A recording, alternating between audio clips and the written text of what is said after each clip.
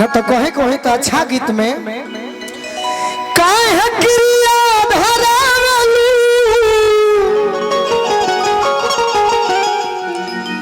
तुआन के तरे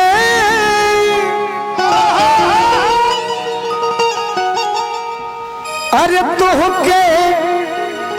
पुतरी तोहके अरे पुतरी में राखीले परान के तरे तोहके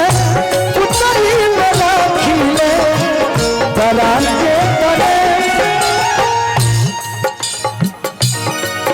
अब ही क्षण भर न ताहरा बैठला भई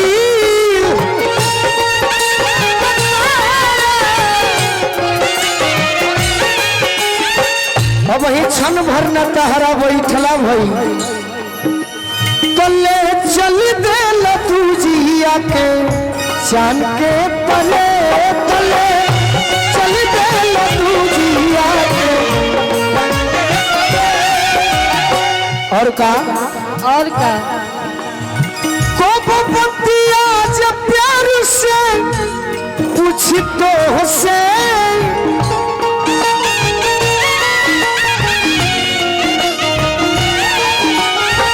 कब बतिया जे प्यार से पूछी तो से तो हम के डांट दे थाना के दीवान के तरे हम के डांट दे थाना के दीवान के तरे हम के डांट दे थाना के दीवान के तरे हम के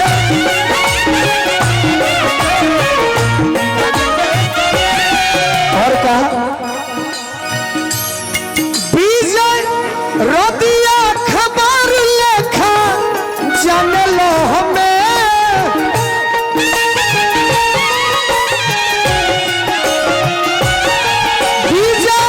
रोदिया खबर लेखा जानल हमें विजय रवि अखबार लेखा जानल हमें तो के बुझी हो बगीताया पुरान के तरे बुझी हो बगीताया पुरान के काहे क्रिया धरावेलू पुरान के तरे काहे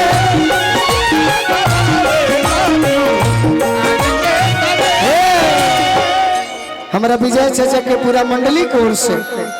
आशीर्वाद मिलल काहे क्रिया धरावेलू तुआन के तरे तो के पुतरी में राखिला प्राण के तरे कबो बतिया जे प्यार से पूछी तो से तो हम के डांट देलू थाना के दीवान के तरे अब ही क्षण भर न तहरा बैठला भई तब ले चल देलू दुजिया के जान के तरे ये हमारे विजय चाचा के भतीजा ही कौन नया गीत तहरा आवे वाला बा शरीर बताओ तो आपसे कहें कि सोना चाहे जानिए गो सोना चाहे जानिए गो एक बोले थे ये तो पगली हमारे नाम आती है चाहे जानिए गो लगभग विजय चाचा ये हमारे लाए हैं अरे मरही कवन लाया अरे मरही के बाटे तो फरमाइश मत टोकट नहीं एकदम बिल्कुल अरे मरी तो न जान से अरे तक कहे के मुआ लू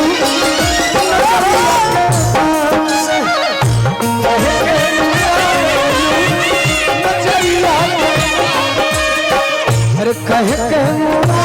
लू नजरिया के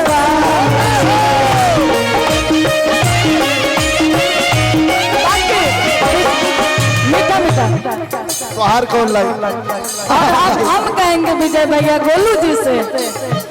सोना चाहे जानिए गो सोना चाहे जानिए गो चैत के निशानी बनवा दिए राजा जी सोना चाहे जानिए गो सोना चाहे जानिए गो चैत